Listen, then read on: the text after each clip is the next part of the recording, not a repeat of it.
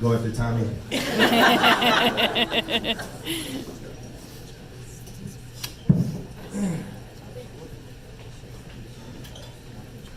A few years ago, I was working a football clinic, coaching clinic, and I struck up a conversation with the guy next to me. He asked me my name, and I said, Joe Zimmerman. Kind of popped up, looked at me a little sideways, and said, I knew Joe Zimmerman in high school. When I asked what high school, he said, Maine North. For those of you who know, Maine North was only around for about 12 years. So the odds that his Joe Zimmerman was my dad, Joe Zimmerman, were pretty good. I asked if this Joe had any siblings named Lou, Jimmy, Stacy, or Tommy. And he said, yeah. And I said, well, that's my dad. And he said, he's a fucking legend.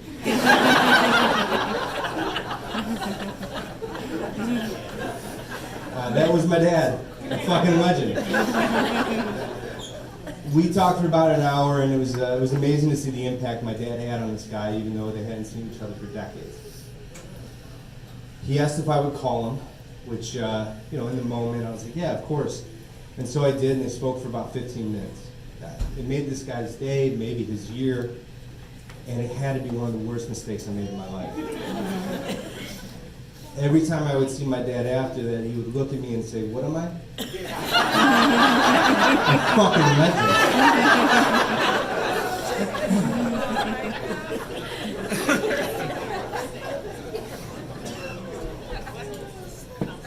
It would be easy to sugarcoat my dad's life and just reminisce on the good parts.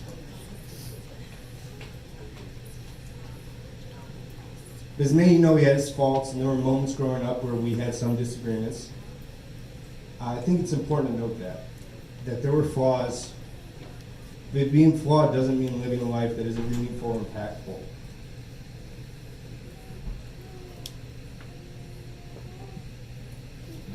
My father was well aware of his shortcomings, and I saw firsthand how hard he tried to overcome them. He devoted himself to public service, and I can say with absolute certainty impacted many lives, many who are in this room. He cared about his community, and he cared about the people in it deeply. As soon as we moved to Wisconsin, he became heavily involved in the local Parks and Rec.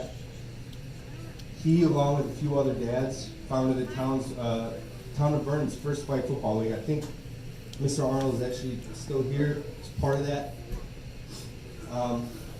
Eventually, he took over as the head of Vernon's Park and Rec department and started the town's first rugby club.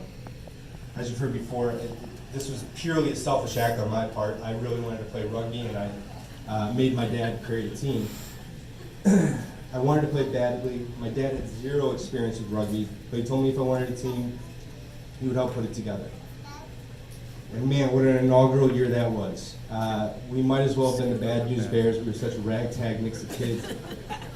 But we played like a team, and those are some of the best memories I have from growing up. My dad gave those to me.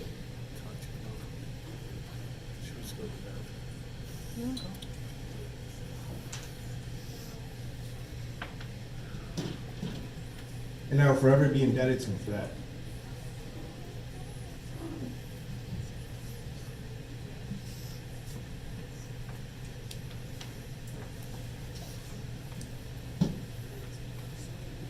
At the end of our first season, I was given a Founders Award from the team. And at the time, like a typical teenager, I was disappointed and hurt that I had not gotten an award for my play. Even though, to be quite honest with you, I was not a very good player. So, to think that, well, once again, being a teenager, you think you're way better than you are.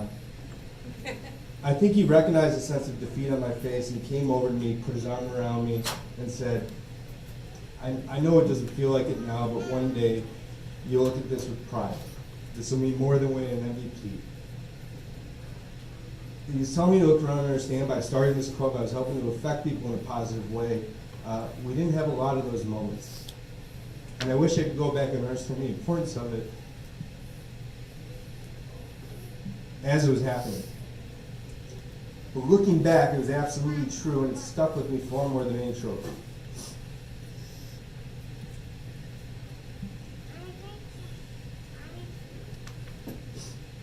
Rugby wasn't just a sport for a lot of us in this room. It was a lot more. It was going to be and has been a huge part of our lives. There were times he would really surprise you, and you would realize that as much as he tried sometimes, he wasn't as hard ass as he tended to portray. I remember when I first moved back from Vegas, I had brought Molly, my miniature dachshund, home with me. Due to some close calls with his milk route days, as Stacy alluded to, my dad didn't really have a fondness for dogs. And quite frankly, they didn't really have a fondness for him either, especially Molly. That summer home, Molly would continuously piss and shit in the house, but only in my dad's room. She would steal food off his plate while looking him in the eye. She knew her enemy and she was determined to break him. A funny thing happened though. They started to like each other. One could say they even started to love each other. One evening while I was packing to move to Chicago, I was in the kitchen and not knowing I was there, my dad started to talk to Molly like she was a baby, telling her she was such a good girl and how pretty she was. All I could do was mouth to myself, what the fuck?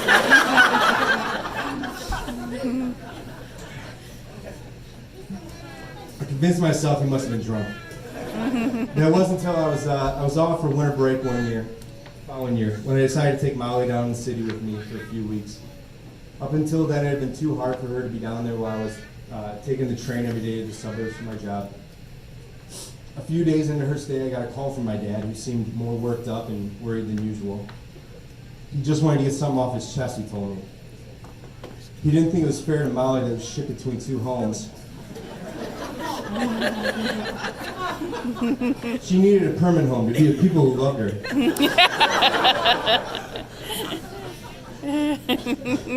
It was at that moment I thought, am I sleeping right now? Is this a dream? Who is this guy? Needless to say, from that point on, Molly and him are inseparable.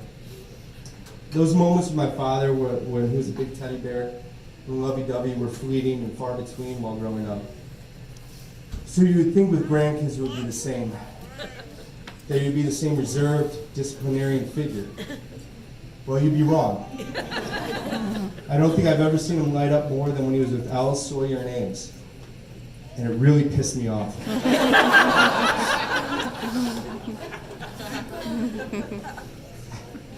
The way he would light up when he saw those kids was really something else. Was everything he said in front of them appropriate? No.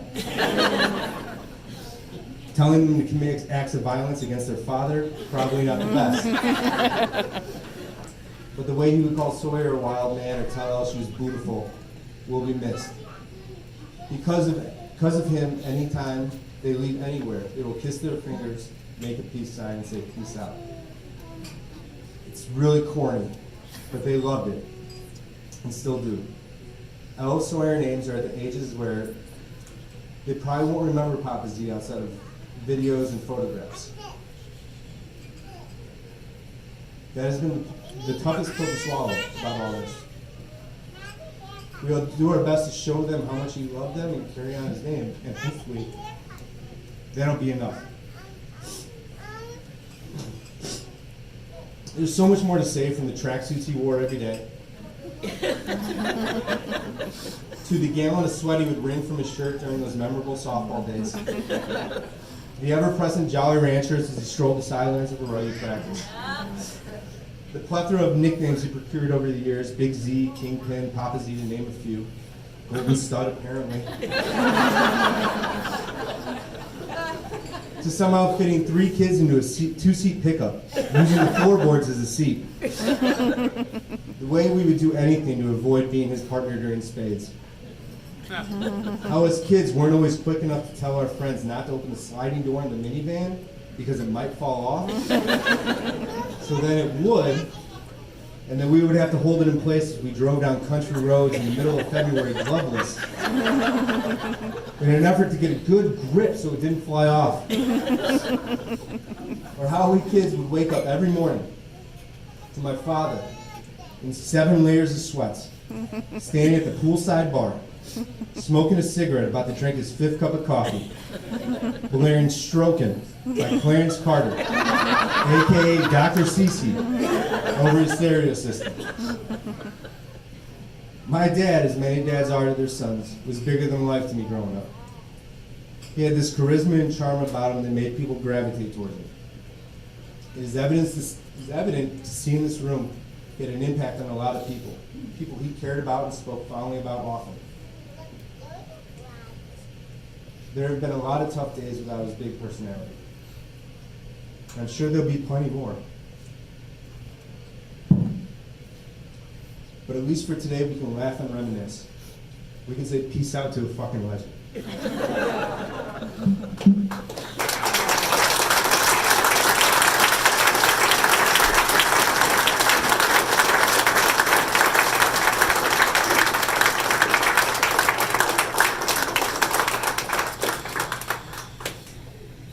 Three cheers for Joe!